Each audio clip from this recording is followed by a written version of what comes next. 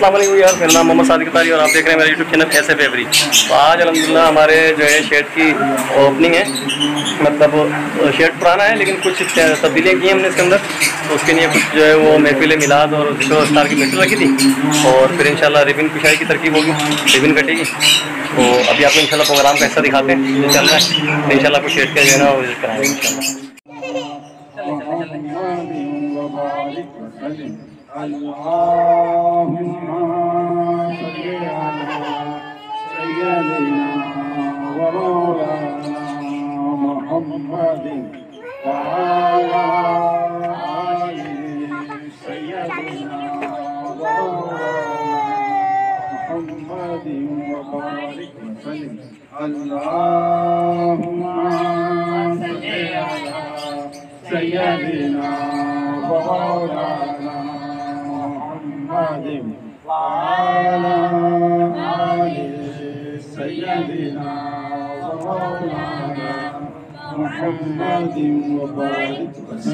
हस्बी रब्बी जल्लल्लाह, हस्बी रब्बी जल्लल्लाह, माफी कल्बी गैरुल्लाह, माफी कल्बी गैरुल्लाह, नूर मोहम्मद सल्लल्लाह, नूर मोहम्मद सल्लल्लाह, ला इलाहा इल्लल्लाह, ला इलाहा इल्लल्लाह, ला इलाहा इल्लल्लाह, ला इलाहा इल्लल्लाह, ला इलाहा इल्लल्लाह, ला इलाहा इल्लल्लाह, ला इलाहा इल्लल्लाह, ला इलाहा इल्लल्लाह, ला इलाहा इल्लल्लाह, ला इलाहा इल्लल्लाह, ला इलाहा इल्लल्लाह, ला इलाहा इल्लल्लाह, ला इलाहा इल्लल्लाह, ला इलाहा।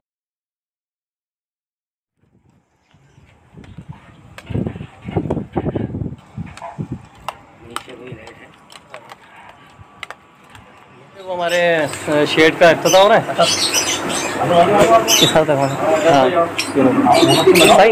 सही आप बीच में आ जाएं, अल्लामा साहब इधर आ जाएंगे, डॉक्टर साहब इधर आ जाएंगे। ये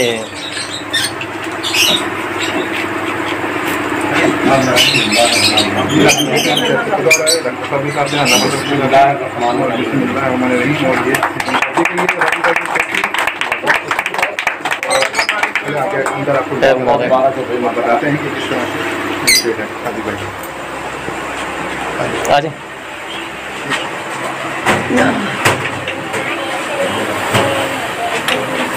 अच्छा जगह थोड़ी तंग है तो ये के एक एक करके आते जाएंगे तो इंशाल्लाह थोड़ी सी और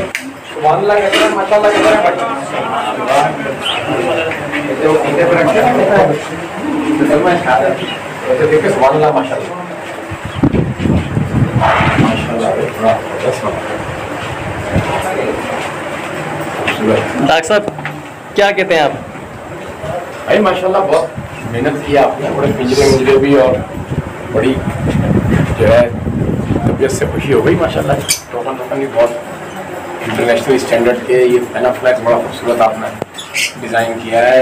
ह्यूमिडिटी का भी जो है माशाल्लाह आला आपने रखा हुआ है और छत एडवांस की तरह से एडवांस किया। अच्छा आपने कहा है कि यहाँ से वेंटिलेशन इसको जी जी, इससे धूप भी आती है डॉक्टर साहब, धूप भी आती है। कोई एग्जॉस्ट का सिस्टम इसमें रखे जरा ताकि और इसमें से जो ना वेंटिलेशन अच्छी हो। अभी तो मौसम ठंडा हो गया तो शायद की प्रॉब्लम ना हो, लेकिन तो डॉक्टर साहब एक सवाल आपसे मैं एक व्यूअर्स की जो है नॉलेज के हवाले से भी करता चलूँगा आपसे, और मेरे को भी थोड़ी इसकी नॉलेज हो जाएगी कि अब इस तरह का जैसे ये शेड है, अब एग्जॉस्ट का सिस्टम भी बहुत ज़्यादा नहीं है ना मेरे पास, लेकिन अब सीज़न शुरू है तो अब इस ऐसे शेड में ब्रीड लेने का जो है मतलब तरीक़ेकार क्या हो और जिसमें बर्ड भी परेशान ना हो और ब्रीड भी आ जाए सही से। कराची के अंदर जो ना बहुत सारे जो सीनियर ब्रीडर हैं उन लोगों ने ये कल्चर डेवलप किया है कि वो रूम के अंदर ब्रीड कराते हैं और कराते रहें और मुख्तलिफ किस्म की चीज़ें जो है ना सपोर्टिव तौर पे देते रहें। ठीक है। हम लोगों ने जब इस काम को स्टार्ट किया आज से 30 साल पहले, तो हमारे यहाँ को ये कमरे का कल्चर था नहीं, तो हमने तो शेडों में पाले, छतों पे रखे और वहीं रखते आ रहे हैं। तो कमरे का इतना कोई एक्सपीरियंस हमारा रहा नहीं सही। और हमने अगर कुछ कमरे पर रखे भी हैं तो वो गर्मी से बचाने के लिए रखे, तो वो सुबह हमको फजर की धूप लगा ली। तो आप भी कोई ऐसी तरतीब बनाएं कि फजर में कोई धूप आती हो, थोड़ी रोशनी मिलती है हमको। धूप तो कोई एवरी बना ले, ठीक है, कुछ बर्डों को डाल के धूप फजर के बाद लगा दी तो वो जरूरी होती है। लेकिन ऐसा मैं चाह रहा हूँ एक ऐसा पैगाम आपकी तरफ से ले जाए ना कि जो अब मेरे पास तो फिलहाल अभी यहाँ पे तकरीबन 100 के लगभग का सेटअप होगा। अब अगर 100 जोड़े मेरे पास हैं तो मैं इनको किस तरह डेली बेसिस के ऊपर जो है मैं धूप लगाऊँ, सबको तो नहीं निकाल सकता। अब इससे बड़े बड़े भी लोगों ने इंडोर लगाए हुए हैं, तो उनको भी एक मैसेज चले जाए आपके पास। मैंने आपसे वही बात की कि कैदी जो है ना 30 साल जो है ना एक अंदर कैद में गुजार देता है तहखाने के अंदर, वो भी जिंदा रहता है। सही बात मसला ये नहीं है, मैटर ये है कि हर चीज़ जो है एक नीड है ना, एक उम्र है उसकी, उसमें कमी आ जाएगी। सही, उसकी परफॉर्मेंस में 2 साल के बाद कमी आ जाएगी। आपका कीमती बढ़ होगा 2 साल बाद, अगर उसको डेफिशिएंसी होगी तो वो किसी ना किसी कंप्लेंट में आके मर जाएगा। तो अगर धूप लगाने का बहुत आसान, आप उसको मेल है तो आप सुबह सोने के बाद छोड़ो पिंजरे में, आधे घंटे के लिए छोड़ दो। सही, फीमेल है जब वो लेइंग पे बैठी है, बेड निकल आई है, बाहर थोड़े बच्चे आधे घंटे के लिए छोड़ दो, सुबह धूप लगा दो। जैसे आपने ये पिंजरा रखा हुआ, इस पिंजरे में रखे, इधर की धूप लगाई, आधे घंटे उसके लत लगे छोड़ दिए। हम अक्सर एग्जीबिशन की फीमेलों को इस तरीके से हमने अभियान रखी हुई है, तो रेलिंग की, और हम बाहर ले आते हैं नीचे वाले कमरे में जो बन रखे होते हैं, जब उसको में तैयार कर रहे होते हैं। सही। तो अच्छा, मतलब ये है कि बेहतर ये है कि इंडोर से ज़्यादा अच्छा है वो ओपन हो। अपना तरीका कार है, हर बंदे के रिहाइश का अपना तरीका है। सही, आवाम फ्लैट में रहती है, सही, वो फ्लैट में सेटिस्फाई है, वो जिंदगी भर फ्लैट में गुजारता है। वो कहता है नहीं हम खुली छत पे जा सकते हैं, हमें रात को नींद नहीं आती, हमें खतरा लाख होता है कोई कूद के ना जाए, ये इतनी छोटी दीवार है इसमें तो हम रह नहीं सकते। ये लॉजिक बता रहा हूँ। सही, सही। थोड़ा जी और जिस ऐसे जो जहाँ पर कंजेस्टेड इलाके हैं, जो फ्लैट पे फ्लैट बनाता है, वो जब जिंदगी फ्लैट में गुजारी है तो उसको आप नहीं आ सकते किसी भी ऐसे ओपन जगह में। सही। अच्छा, इसी तरीके से जो ना ओपन वाले को आप फ्लैट में लेके जाओगे, वो रात भर तड़पता रहेगा। और इसी तरह याद है जब मैं स्टूडेंट बन के जो है ना यूनिवर्सिटी में दाखिला लिया और मैं हैदराबाद गया, तो पहली रात मैंने जो है ना फ्लैट में गुजारी, तब तक फ्लैट था कॉर्नर का, और धूप के फुल उस पर जो है ना तपिश रही, तो जो है ना वहाँ रात भर नहीं सुनाई, और सुबह फैसला किया नहीं भाई यहाँ गुजारा नहीं होगा, कोई छत वाला घर लेते हैं। सही। तो बेहतर यही है कि आप जो है ना इसको थोड़ी बहुत फजर की धूप लगाएं, मेरी अपनी एक राय है। सही। तो वो इसके लिए बेहतर रहेगी। और फिर ये है कि शेड को आप ब्रिज करें, ऑफ सीजन के अंदर कोई ऐसी एवरी बनाएं यहाँ पर फजर की धूप आती है, और आप वहाँ को जो है ना ऑफ सीजन के अंदर 2-3 महीने जो रेस्ट है एवरी बना के, तो तब आप इसको धूप पे लगा लें। आपका मसाला ऊपर है, ऊपर एक शेड की ऐसी बना लें, भले छोटी सी बात। सही। और आप जो है ना ऑफ सीजन के अंदर फ्लाई का वो छोड़ा करें। वैसे डॉक्टर साहब ये सवाल मेरा असल में कोशिश मेरी ये थी कि मेरे को जो है ना ताकि व्यूअर्स को थोड़े बहुत नॉलेज हो। मेरा वैसे प्रोग्राम फ्यूचर ये था कि अभी जहाँ से हम आ रहे हैं ना, ये शेड मेरा ऊपर ही शिफ्ट होना था, लेकिन बस किसी वजूहत की वजह से नीचे रह गया। तो हो सकता है नेक्स्ट ईयर जो है वो नीचे से खत्म ही कर दूँ मैं इंडोर। मतलब क्या होता है कि जो जहाँ एग्जॉस्ट कम होता है तो वहाँ की भी कुछ और डाइट होती है, तो नहीं रहने में गुजारा करना होता है। मेडिकेशन तो होती है डेफिनेटली, जो लोग इंडोर के अंदर रखते हैं वो डेफिनेटली दवाइयों पर ही अपना गुजारा कर रहे होते हैं, कंप्लेन सारी दवाइयों से पूरी करते हैं। लेकिन क्योंकि हम लोग नेचुरल तरीके से ब्रीड करते हैं एक लॉन्ग टाइम से, और हम अवॉइड करते हैं कि आर्टिफिशियल चीज़ें ना इस्तेमाल कराएं, वो एक जानदार है। जब हम खुद नेचुरल चीज़ें खाते हैं तो हम उसको दवाइयों पे रखकर और उसकी ज़िंदगी कम कर दें, और उसकी किडनी फेलियर। अब जो इस साल रजिस्टर्ड हो रहा है केस, वो ये हो रहा है कि सूपड़े का मर्द आ रहा है। सही बर्ड है, मैं बाहर का बर्ड भी लाता, मैं काबुल सूपड़े का मर्द आ रहा है। तो पता चला कि वो क्यों आ रहा है कि बेशुमार दवाइयों का इस्तेमाल जो है वो उन बर्ड के लिवर पे असरअंदाज हो रहा है, और वो वक्त से पहले जो है ना कमज़ोर होकर उसका लिवर काम करना छोड़ देता है, किडनी श्रिंक हो रही है, किडनी काम करना छोड़ देती है, स्प्लीन पे जो है ना प्रॉब्लम आ रही है, स्प्लीन काम करना छोड़ती है, इंटेस्टाइनल इन्फेक्शन आ जाता है जो आँख जो है ना जस्ट करना छोड़ देती है। तो ये सारी कंप्लेन जो है वो आ रही है, और उसकी वजह से ये प्रॉब्लम आ रही है। ठीक है, तो डॉक्टर साहब ये मैं इसको कंटिन्यू करता हूँ। मतलब ये है कि आप जैसे इंडोर वाला मामला तो यह हो गया ये, लेकिन मेडिकेशन भी जो है ना कुछ लोगों का जहन नहीं होता है कि यार फला ब्रीडर ये चला रहा है ये लगा दूँ, क्योंकि मेरे पास कुछ इस तरह की कॉलें आई हैं ना कि दाने के अंदर अलग मेडिसिन जा रही है, पानी के अंदर अलग मेडिसिन जा रही है, फिर उसने जो कोर्सेज कराने होते हैं ना शुरू में ब्रीड से पहले वो भी करा दिए उसने, उसके बाद मेरे को फ़ोन किया उसने मशवरा लेने के नहीं आप क्या कराते हैं। तो ऐसे लोगों को आप क्या बोलना चाहेंगे कि मतलब क्या करें?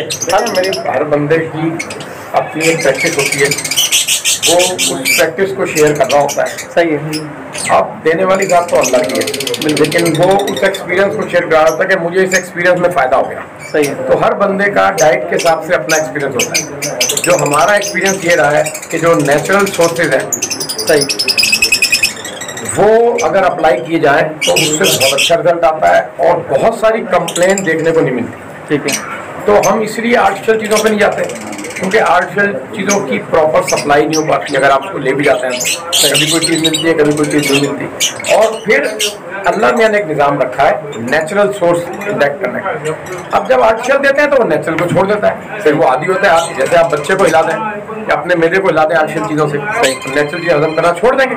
वो लोग आज बहुत सारे ऐसे लोग हैं जो असली घी, मक्खन, देसी अंडे, देसी मुर्गा नहीं खा सकते, उनका मैदा उसको हजम ही नहीं कर सकता, बच्चिया का गोश्त नहीं खा सकते। बहुत से लोग ऐसे हैं कि उनको आप जितना खिला दो तो कहते हैं लकड़ हजम पत्थर हजम। तो ब्लड का भी हिसाब किताब है, अगर आप उसके मैदे को स्ट्रॉन्ग रखेंगे, नेचुरल फूड पे रखेंगे तो वो इम्यूनाइज रहेगा, एनर्जेटिक रहेगा और आपको कंप्लेन नहीं देगा मुख्तलिफ समय। आर्टिफिशियल चीज़ों पे आप लेके आ जाएंगे तो दर आपको कंप्लेन आती रहेगी और एक टाइम आप परेशान हो क्या तो ब्लड को ज़ाया कर बैठेंगे या अपने शौक की वो सही तरीके से जो है ना प्रोग्रेस नहीं ले पाएंगे जो ले पाते हैं। और मैंने अक्सर देखा कि 2-1 साल बाद ब्लड मिलता ही नहीं है। वजह ये होती है कि उसकी उम्र ही इतनी होती है, वो दवाइयों के ऊपर फिर आखिर मर जाता है। मतलब साइड इफेक्ट तो होता है कुछ भी, कोई सी भी दवा है ना। अच्छा डॉक्टर साहब एक पर्सनल सवाल कर सकते हैं आपसे? क्योंकि काफ़ी लोगों का जो है वो मतलब आया है ये कि डॉक्टर साहब से इस बारे में ही पूछा जाए, क्योंकि ना तो शायद किसी यूट्यूबर ने आपसे कभी किया हो सवाल, ही मैंने भी शायद नहीं किया। आप कौन सी मेडिसिन इस्तेमाल करते हैं? देखिए मैं कभी कभी पोल्ट्री की जो मेडिसिन होती है जिसमें ट्राइफल है, ठीक है, मैं एक लॉन्ग टाइम से देखता हूँ, उसमें न्यूमाइसिन है, फिल्टरडोन है, क्लोरोटेट्रासाइक्लिन है। ये हम ले लेते हैं कि पैराटाइफाइड का मसला आता है पानी से और दूसरी जगहों से, तो कभी कभी बजरी के अंदर एक प्रॉब्लम आती है कि उनमें मोशन डायरिया की शिकायत होती है छोटे बच्चों में बॉक्स में, और वो वीक होकर मरना शुरू रहता है। तो उस कंडीशन में अगर हमें यहाँ पैराटाइफाइड का मसला लगता है तो हम उसमें ट्राइफल इस्तेमाल कर देते हैं। लवबर्ड पे सच है कोई ऐसी एंटीबायोटिक हमने खास इस्तेमाल नहीं की, कभी कभी कोई बर्ड बीमार हो गया तो ट्राइफल लगा दी, तो उससे कोई सपोर्टिव ट्रीटमेंट हो गई। हाँ एक मसला आता है बजरी के अंदर जिसमें कोराइजा इन्वॉल्व होता है और वो सांस के प्रॉब्लम में अक्सर बर्ड आता है, ठीक है। और जब वो सांस की प्रॉब्लम में आता है तो वो छींकता भी है, सांस भी लेता है अजीब तरीके से और नेजल डिस्चार्ज भी करता है और आइज भी उसकी इन्फ्लेम करके सूज जाती है, उसमें वाटर आता है बजरी में। सही, उसके अंदर टाइलोसिन का कॉम्बिनेशन हम इस्तेमाल करते हैं तो उससे जो है ना वो इन्फेक्शन रिकवर हो जाता है। अगर वो बैक्टीरियल है, अगर वो वायरल है तो उसमें लास्ट सेशन के अंदर डॉक्टर समीर आए थे, उन्होंने वैक्सीन बनाई थी और 3-4 दफ़ा अप्लाई करने के बाद इम्यूनाइज किया है, तो इस साल कोई कंप्लेन नहीं है बजरी में वायरल। लेकिन बैक्टीरियल का ये ज़्यादातर हम इम्यूनाइजेशन पे तवज्जो देते हैं कि जो भी कोई कंप्लेन आती है हम उसकी सैम्पलिंग कराते हैं डॉक्टर समीर को, और वो फिर उसमें से वायरस आइसोलेट करके उसकी वैक्सीन बनाते हैं और फिर हम वो अप्लाई करता है हर 11-11 दिन बाद 3 दफ़ा 4 दफ़ा और अपने ब्लड को इम्यूनाइज कर लेते हैं, तो उससे हमारा स्टड बच जाता है हमें। सही। बाकी जो सपोर्टिव चीज़ें जैसे कैल्शियम है वो नेचुरल सोर्सेज में इजीली मिल जाती है, ठीक है, तो उसमें मैं नहीं समझता कि आर्टिफिशियल चीज़ें देने की जरूरत है। सही। बहुत सारी चीज़ों में अंडे के छिलके के अंदर है, सबको पता है। मतलब नेचुरल को तो आपको तकरीबन लोगों ने देखा है, क्योंकि कोई मेडिसिन देते हुए ना आपने लिक्विड कैल्शियम जो है जैसे सीजन स्टार्ट हो रहा है, कोई लिक्विड कैल्शियम पोल्ट्री की मिल गई किसी अच्छी कंपनी की लेके वो कभी चला ली शौक हुआ तो मतलब प्रॉपर आपको कोई ऐसा नहीं है, प्रॉपर ऐसा कोई ब्रांड और इसके हम शौकीन नहीं है और ज़्यादा मेडिसिनों के भी शौकीन नहीं है, ठीक है। बस ऐसे ही दिल को ठग देने के लिए कभी अगर कोई मंगा के इस्तेमाल कर दी, वरना प्रॉपर जो है हम मेडिकेशन पे नहीं चलते, हम नेचुरल पे ज़्यादा फोकस करते हैं। ठीक है डॉक्टर साहब, डॉक्टर एक सवाल ये था मेरा कि आप जरा ये हमारे व्यूज को बताएंगे कि कौन सा बर्ड जो आने वाले दिनों में फायदेमंद होगा साबित, जो रखना चाहिए? कीमती राय आपकी ये मैं आपको बात करूँ, जिस बंदे से आप कहेंगे वो बंदा वही बात कहेगा जिसका उसके पास एक्सपेरिमेंट जो प्रोडक्शन आने वाली हो वो कहेगा यही बेहतर है। लेकिन मैं कतन ऐसा नहीं कहता, हर परिंदा खूबसूरत है, हर परिंदे की वर्थ है, आपकी पॉकेट क्या कहती है। अब एक बंदा है उसकी पॉकेट 1000 अफोर्ड कर सकती है, डेफिनेटली उसके लिए वही जो 1000 के अंदर बजरी का अच्छा आ रहा है वही अफोर्डिंग है। एक की 5000 की है तो वो जो लुटिनो पीच पे या फिशर या पसनाटा फैमिली में से आ रहा है वो उसके अकॉर्डिंग है। अगर वो 20,000 से ऊपर जाते हैं आगे पीछे तो फिर अल्बाइनो फैमिली स्प्लिट आ जाता है, और अगर इससे ऊपर जाते हैं तो फिर फास्ट फैमिली आती है। लेकिन देखा ये जा रहा है कि इस साल लोगों का रुझान जो मैंने देखा है वो ऑफलाइन फैमिली को टेल फेलोज में ले आने पर ज़्यादा रहा है, और कुछ जनरेशन ये ऊपर के लोग और जो मिडिल लेवल के लोग हैं ना जो 50 की रेंज में बर्ड पाने वाला है उनका पारब्लू और पारब्लू स्प्लिटिनो और क्रीमिनो बनाने की वर्किंग पे ज़्यादा रुझान रहा है। ये है लवबर्ड फैमिली पे। दूसरी तरफ देखा गया है कि पूरी दुनिया में जो है ना जावा की शॉर्टेज है और अब जावा बाहर से कहीं से भी लोएस्ट कॉस्ट पर नहीं मिल रही, तो देखा गया है कि डे बाई डे जो है ना जावा तेजी से ऊपर आ रही है। और ये अगर हमारे ब्रीडर ने इस पर तवज्जो नहीं दी और इस स्पेस को कवर नहीं किया और मेहनत नहीं की अच्छे ब्रीडर ने, तो मैं समझता हूँ कि ये अपने रेटों से बहुत ऊपर चल गया है। और इसकी शॉर्टेज जो जिसे नजर आ रही है इस वक्त सूरत हाल ये है कि कोई लवबर्ड और दूसरी चीज में ऐसा होता नहीं कि बंदा फोन करने के बाद कहे कि अब आपसे चाहिए। वाहिद जावा है कि इसका क्लाइंट एक बार फोन करने के बाद दोबारा फोन करता है, कहता है यार आप मेरे लिए 10 बच्चे बुक कर देना, अभी तो बुकिंग नहीं है ना, आप रफ काफी पे लिख दें।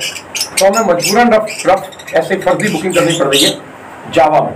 तो देखा जा रहा है कि जावा शॉर्ट है और जावा पर तवज्जो नहीं है। लवबर्ड एक बहुत बड़ी इन्वेस्टमेंट ले आ चुका है, लवबर्ड पे बहुत बड़ी इन्वेस्टमेंट लग चुकी है, उसका इम्पैक्ट अब आएगा। अगर उन सारे लोगों ने जिन्होंने इन मोटिवेशनों को बनाया है अपने पॉकेट में न्यू हॉबी और प्रोड्यूस नहीं की तो उनके लिए बहुत बड़ा चैलेंज रहेगा बच्चा बेचना। अगर उन्होंने अपने पॉकेट के अंदर फॉलोअर बना लिए, अपने पॉकेट के अंदर फ्रेंडशिप बना ली, अपने पॉकेट के अंदर लोगों को कन्वेंस कर लिया और वो लोग उनसे कम्युनिकेशन में हॉबी को अडॉप्ट करते रहे तो मसला ही कुछ नहीं। जिस तरीके से हॉबी बढ़ रही है आप देखें सब खत्म हो जाएगा। मैं समझ रहा हूँ कि जावा की तरफ रुझान ज़्यादा है और होगोरोमो पर भी बहुत ज़्यादा प्रेशर आया है। जो मैंने अभी देखा है कि इस 2-3 महीनों में 80% बायर 90% बायर होगोरोमो हो गया, क्योंकि लगभग सीजन ऑफ था, रीडिंग नहीं जो किसी के पास सेल के लिए था ही, तो लोगों ने जो है ना होगोरोमो में जो है ना जाना शुरू किया। और 2 साल से होगोरोमो की उतार की तरफ था, अब होगोरोमो चढ़ाव की तरफ चला गया। जो चीज़ 2 रुपये में नहीं बिक रही थी अब वो 10 रुपये में बिक रही है। तो ये होता है, डिमांड एंड सप्लाई का गेम है। तो होगोरोमो की तरफ भी तेजी आई है, जावा की तरफ तेजी आई है। कॉकटेल हमारे कराची बेस पे 10 प्रोग्राम में बहुत सिलेक्टेड लोग काम कर रहे होते हैं, उनके स्लो ब्रीडर 1 साल में जॉब होता है। और यार फिंच का तो आप देखते रहते हैं, उसमें तो मेरा कोई एक्सपीरियंस भी नहीं है। तो हाँ, डव जो है वो बाहर जा रही है, पाइप डव, तो उस पर भी जो है ना मुसलसल तेजी आ रही है और वो और आएगी, क्योंकि उस पर भी जो है ना मार्केट इंटरनेशनल मार्केट से हम अभी पीछे। जो चीज़ इंटरनेशनल मार्केट से नीचे होगी वो डेफिनेटली जब बाहर जाएगी तो ऊपर आएगी, लेकिन जो इंटरनेशनल मार्केट से ऊपर चली गई होगी उसने प्रोडक्शन के साथ नीचे आना है। बस ये एक सिंपल सा फार्मूला है। लेकिन डॉक्टर साहब एक सवाल आपको यही बनता है कि अब जावा के ऊपर आपने बात की, डव पे बात की, अब इनके पालने के लिए मैं लवबर्ड पालता हूँ, मुझे जावा पालना नहीं आती, तो इसके लिए क्या मतलब कोई स्पेशल फिर फार्मूला मैं या सीखूँ या कोई मतलब कोई क्लास ज्वाइन करूँ, क्योंकि इसकी तो वर्कशॉप पे भी नहीं होती कि जावा किस तरह पाली जाए। देखिए जावा जो है ना ये मैं नए फेंसर की मतलब नुमाइंदगी कर रहा हूँ। बिल्कुल सादा सा फैंदा है, नेचुरल चीज़ें खाता है और उसमें बस ये है कि उसको आप 2-4 जोड़ों को इकट्ठा रखते हैं, ठीक है, वो खुद ही जोड़े बना लेता है। सिंपल सा दाना खाता है, 4-5 चीज़ें बस, अंडा चावल खा लिया, झींगा डाल दिया चावल में, और उसमें कोई ऐसी रॉकेट साइंस। डॉक्टर साहब आप अगर इसके ऊपर कोई एक छोटी अपने चैनल पे एक वीडियो अगर बना लेंगे जिसपे जावा डव की कुछ मतलब बेसिक नॉलेज दे दें या बेसिक मेडिसिन के बारे में, आजकल मेडिसिन की भी जो दुनिया भाग रही है। देखिए मेडिसिन का मसला ये है कि ये एक प्रॉपर फील्ड है, ठीक है, जिसमें डायग्नोस ठीक है करने की ज़रूरत होती है और ये सिर्फ सेल्फ मेडिकेशन पे काम नहीं चलता। आपने उस बर्ड को जो कंप्लेन दे रहा है उसका लेबोरेटरिकल टेस्ट करना होता है। आपका बच्चा बीमार होता है, आप पहली फुर्सत में उसको डॉक्टर के वाले कहते हो, डॉक्टर पहली फुर्सत में उसका टेस्ट लिख के देते हैं, ठीक है। टेस्ट करने के बाद फिर वो दवाई इस्तेमाल करता है। दुनिया का बड़े से बड़ा डॉक्टर आप ले लें, कभी भी वो हाथ नहीं डालेगा, वो आपको फटाफट मेडिकेशन कहेगा कि हम ORS पिलाते हैं, करते हैं सपोर्टिव ट्रीटमेंट, और वो भी वो नहीं कहेगा, वो जो आप लेके जाएंगे हॉस्पिटल में कहीं OPD में वो करेगा, और जो कंसल्टेंट आएगा वो कहेगा रिपोर्टें लेके आ जाए मेरे साथ, भले जब तक बच्चा मर जाए। रिपोर्टें देखने के बाद वो आपको बताएगा कि हाँ भाई जिगर का मसला है तो जिगर की दवाई देते, किडनी का तो किडनी इन्फेक्शन है तो इन्फेक्शन। तो हमारे यहाँ ऐसा होता नहीं, हमारे यहाँ बर्ड का लिवर कमजोर हो रहा होता है, ठीक है। लोग क्या करते हैं, अरे भाई कोई मसला आ रहा है क्या करो, फिर फिर एंटीबायोटिक दो, पता चला लिवर का और बड़ा क्या हुआ यार, वो तो और सूख गया, सही, पता चला बर्ड ही मर गया। क्या कोई ऐसी एंटीबायोटिक दे दी जिससे वक्ती तौर पर इन्फेक्शन खत्म हो गया, सही, लेकिन उसका लिवर फेल हो गया। ठीक है डॉक्टर साहब, यहाँ थोड़ी सी आपकी बात में काटूंगा, क्योंकि कुछ लोगों का जो ना ये वैक्सीनेशन के बारे में ना बड़ा कॉन्सेप्ट खराब किया हुआ है लोगों ने ना, क्या जो वैक्सीनेशन नेगेटिव जो बर्ड होता है वो सर्वाइव नहीं होता है या फिर उसको आगे वैक्सीन करवाना पड़ता है। जैसे आपने अभी बात की कि आपने मर्स को जो है वो पहले डिक्लेयर करवाया, उसके बाद उसके हिसाब से वैक्सीन बनी, वो आपने करवाई। अब इसके बारे में भी लोग थोड़ा क्लियर हो कि मैं समझता हूँ कि यार लोग बोलते हैं वैक्सीन वाला बर्ड जो है ना जिसके बर्ड वैक्सीन होते हैं, तो कुछ लोग तो बोलते हैं कि इनका बर्ड ही नहीं लेने चाहिए, ऐसा है मार्केट में। तो इसके बारे में आप क्या कहेंगे, मतलब कि मेरे भाई, हाँ, अगर कोई इस वक्त जो है किसी पहाड़ों में पैदा होकर रह रहा है या उसके पास ये नॉलेज नहीं है, तो आप कोई भी ऐसा बंदा नहीं है जिसके बच्चों को तपेदिक, खन्नास, काली खांसी, खसरा और पोलियो की वैक्सीन ना दी गई हो।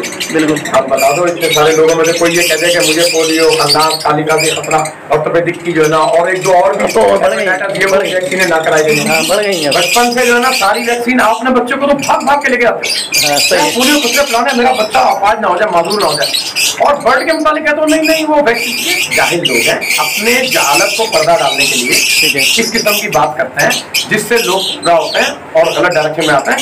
अगर आपके यहाँ वायरल इन्फेक्शन स्प्रेड कर रहा है तो उसका वाइड ये है कि आप उसको वैक्सीन से रिकवर कर लें।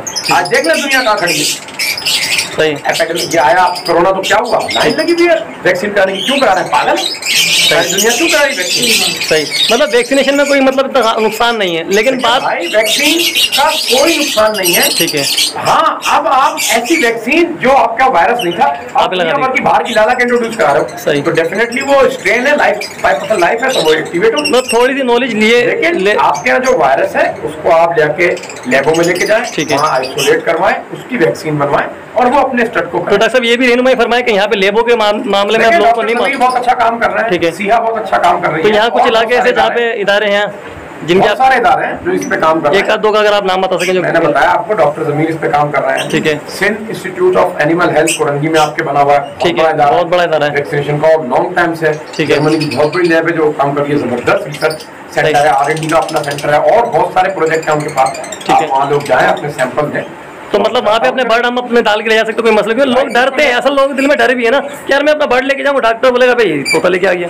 नहीं, आप ये भी थोड़ा दूर है ना बात नहीं है। हाँ अब तो वहाँ बकायदा उन्होंने जो है ना फुल फ्लैश काम शुरू कर दिया है। ठीक है। दुनिया भर के परिंदे आते हैं यहाँ पर और चेक होते हैं, उनके टेस्ट होते हैं। चलें डॉक्टर साहब, इंशाल्लाह फिर नेक्स्ट वीडियो में जो है ना आपसे मजीद जो है इस टॉपिक पे हम गुफ्तगू भी करेंगे। अभी आपसे एक थोड़ा सा क्वेश्चन, आपको शेड कैसा लगा? माशाल्लाह बहुत अच्छा लगा। आपने तो इस तरीके सवाल किया, कोई लड़की पूछती है ना कि मेरे कपड़े कैसे लगे, तो मैं शर्मा गया ईमान से। नहीं, यकीन माने क्योंकि वो असल मेरा में मेकअप कैसा लगा? आप पहली बार आए यहाँ पे शेड पे तो आपने बोला ऐसे कि जो ना मैं कोशिश मेरी सही बात। असल में डर लगा रहता ना कि यार वो बहुत अच्छा है, मैं- अल्लाह बरकत दे। बस अल्लाह ताला दुआ करें, अल्लाह नजरों बस से बचाए और रहमत बरकत नाज़िल फरमाए। आमीन। आपने मेहनत की है और बड़े शॉर्ट सरमाए से जो है ना स्टार्ट करके आप यहाँ तक पहुँचे, तो अल्लाह ताला से दुआ वो है कि अल्लाह ताला जो है ना आपको इसमें कामयाब करे और इसमें रहमत बरकत नाज़िल फरमाए। आमीन। साईं आप भी अगर कुछ दुआ फरमा दें मुख्तसर यहाँ पे भी, ठीक है आप।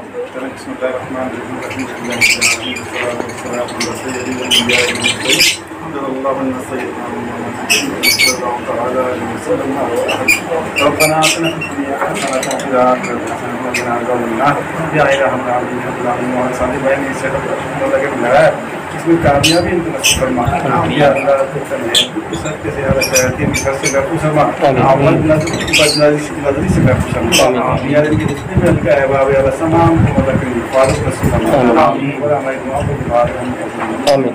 अल्लाह ताला का